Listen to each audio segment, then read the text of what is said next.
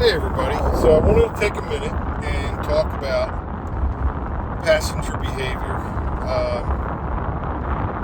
Recently I've had some really great rides, but I've also had some horrible rides too that come to mind where, the way they acted, their entitled attitude, they were both young people. I'd say, probably 18 to 25. Who knows? They may have been below 18. I don't know. I try not to take young people that I think are below 18 if it's not a teen ride. But I'm not so sure about the two I'm going to talk about. Just the arrogance and the sense of entitlement. And, one person was vaping in my car, another person was eating in my car, and I don't really mind if somebody eats in my car, but I do have a problem with the vaping in the car. I think that there ought to be a way. I wish Uber would, other than just the current rating system, have a way to really report these type of issues to Uber.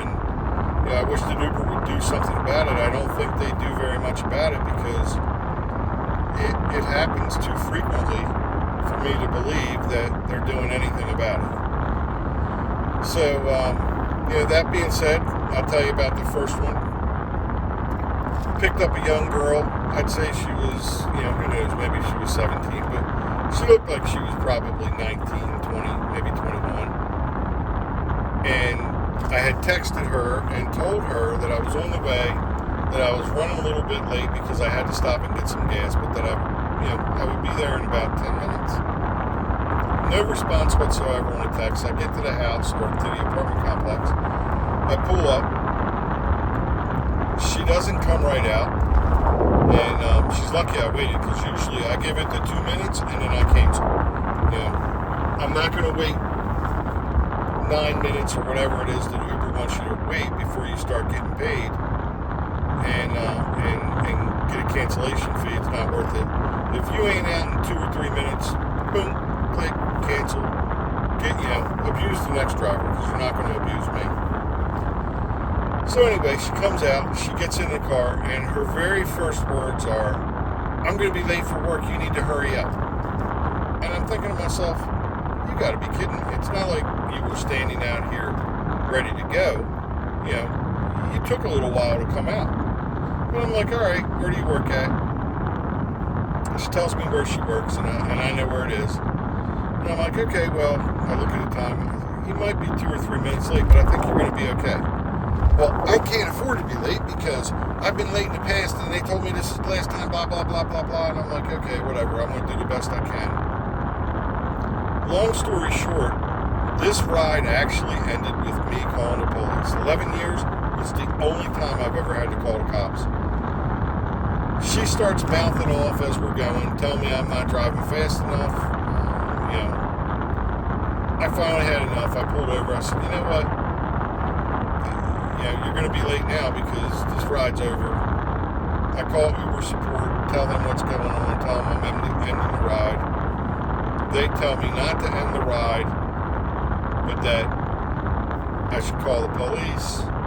They'll notify the police. Long story short, the police come. They ask what's going on. I tell them. She gives her version. I give my version. I said, it really doesn't matter whose version it is. I just want her to get out of my car when I end the ride here. And, the police officer tells her to get out of the car. He ends up giving her a ride to work. He gives her the ride. So I start laughing. He says, "What's so funny?" I said, "How quickly you went from being a law enforcement officer to an Uber." I don't think he liked it very much, but, it's the truth. If you're going to ride these entitled people from point A to point B, you're no different than me. So that's that story.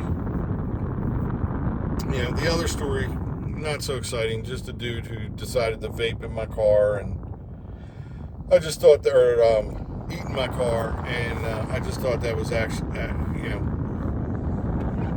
that irritates me sometimes. If you ask, hey, if it's not something messy, this was greasy French fries and a cheesesteak sub, and I could just imagine grease getting all over my seats, all over my door, which, it did.